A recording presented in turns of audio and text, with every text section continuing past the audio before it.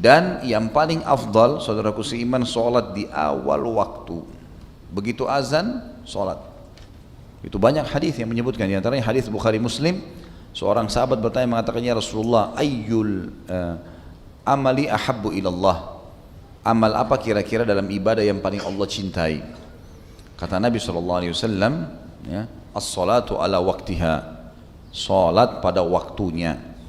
Azan dikumandangkan teman-teman itu hanya melalui lisan muadzin. Hakikatnya adalah panggilan dari Allah yang maha tinggi dan maha pemurah. Karena semua orang Afrika, mau orang Arab, mau orang bule, mau orang Melayu di Asia Tenggara sama saja. Semua mengucapkan hayya 'alas shalah, hayya 'alal falah. Sama. Ayo salat, ayo menuju kepada kemenangan. Jadi sebenarnya Allah sedang memanggil kita. Beruntunglah orang yang langsung menjawab panggilan tersebut. Sampai kata Nabi SAW dalam hadis Bukhari Muslim yang lain, "Lo ya'lamun nasi ma fin nida'i was-saffil awwal la'atahuma walau habwah." Kalau seandainya manusia-manusia ini mengetahui apa yang Allah janjikan di azan dan saf pertama. Saf pertama tentu bagi laki-laki di sini, ya, karena perempuan lebih afdal saf yang belakang, gitu kan. Maka mereka akan mendatangi keduanya walaupun merangkak. Yang dimaksud dengan mendatangi azan di sini adalah baik jadi muadzin, itu fadilah besar.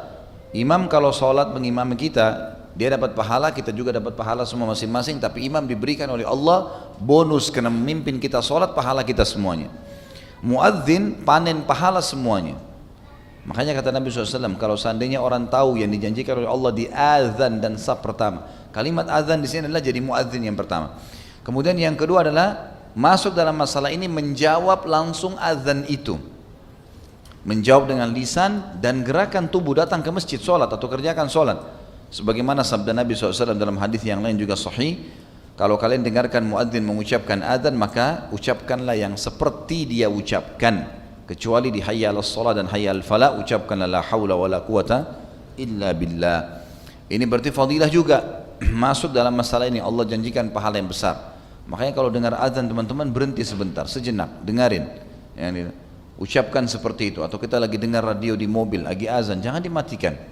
Ikuti apa yang diucapkan. Karena ini kata Nabi SAW, kalau orang manusia tahu apa yang dijanjikan di azan dan saf pertama, maka mereka akan mendatangi keduanya walaupun merangkak karena besarnya pahala. Masuk dalam masalah azan sekali lagi jadi muadzin atau seseorang yang dengar muadzin lalu dia mengucapkan seperti yang diucapkan oleh muadzin, kecuali di hayya 'alas shalah hayya 'alal falah dia mengucapkan la haula wala quwata illa billah.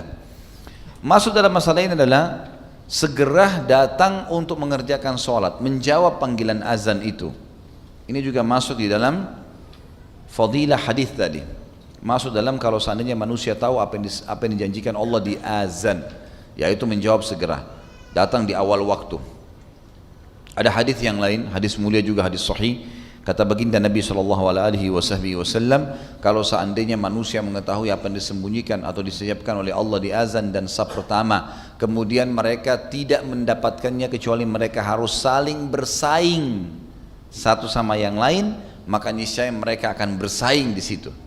Sampai sebagian ulama salaf mengatakan, kalau seandainya saya masuk ke masjid, kemudian saya temukan saf pertama sudah penuh, saya siap untuk membayar seluruh harta yang saya miliki di dunia ini kepada salah seorang di saf pertama untuk dia ambil dan dia memberikan kepada saya kesempatan sholat di saf pertama. Di sholat itu saja mereka siap membayar dengan seluruh hartanya karena mahalnya. Sayangnya di Indonesia kadang-kadang kita malah dorong-dorongan, persilahkan. Safnya kosong, silakan Pak, dia tetap di belakang. Kenapa silakan? Masuk dulu di saf pertama, kalau masih ada kosong persilakan orang lain masuk. Jangan biarkan orang dapat fadilah besar, kita dapat sedikit. Kita kasih orang ikan paus, kita dapat ikan teri. Harus paham masalah itu. Kalau kita sudah masuk di saf pertama, ada kosong, panggil orang lain, nggak masalah. Ini masuk dalam bahasan fadilah tentang sholat di awal waktu, gitu kan? Juga ada hadis Nabi SAW yang sahih yang berbunyi, kata Nabi SAW, kalau seandainya siapapun yang tidak ketinggalan takbiratul ihram pertama imam, maksudnya adalah jamaah pertama sholat. Jadi begitu azan iqamah pertama, ini tidak masuk dalam jamaah yang kedua, jamaah yang ketiga masuk di masjid. Jamaah pertama yang mempunyai fadilah. Siapa yang tidak ketinggalan takbiratul ihram, imam, ya, takbiratul ihram pertama imam, maksudnya adalah pertama dia takbir di rakaat pertama dan juga masuk dalamnya adalah awal jamaah yang pertama. Maka dia akan selama 40 hari, maka dia akan diselamatkan dari sifat kemunafikan. Selamanya tidak akan pernah jadi munafik orang itu. Dengan syarat dia mengerjakan 40 hari 5 waktu sholat, subuh, duhur, asar, maghrib, isya, terus dijadwalin selama 40 hari. Dia beribadah kepada Allah tidak ketinggalan takbiratul ihram pertama, dan ini dijamin tidak akan pernah dusta seumur hidup, tidak akan pernah berkhianat, tidak akan pernah ingkari janji. Sifat-sifat munafik semua hilang dari dia.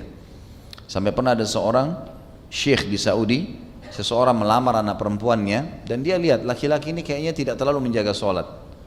Dia tidak mau nolak, maka dia ingin berdakwah dan dia mengatakan pada laki-laki itu, saya akan terima lamaranmu tapi dengan syarat.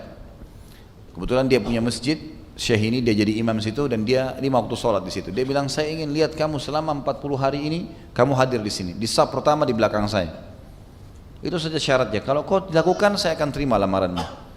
Anak laki-laki ini cerita, dia bilang, awalnya saya datang sholat karena calon mertua saya datang karena dia. Tapi subhanallah, dia bilang setelah 40 hari saya kerjakan dan diterima lamaran saya, semenjak itu saya nggak enak rasanya kalau nggak sholat di masjid. Sudah terikat, seperti Allah sudah buat itu rangkaian untuk melatih diri, terapi diri untuk terbiasa mengikat diri dengan masjid, ya. Allah angkat sifat kemunafikannya. Dan sekian banyak fadilah tentang sholat di awal waktu. Oleh karena itu teman-teman jangan tunda. Jangan tunda. Berapa menit sih? Gitu kan.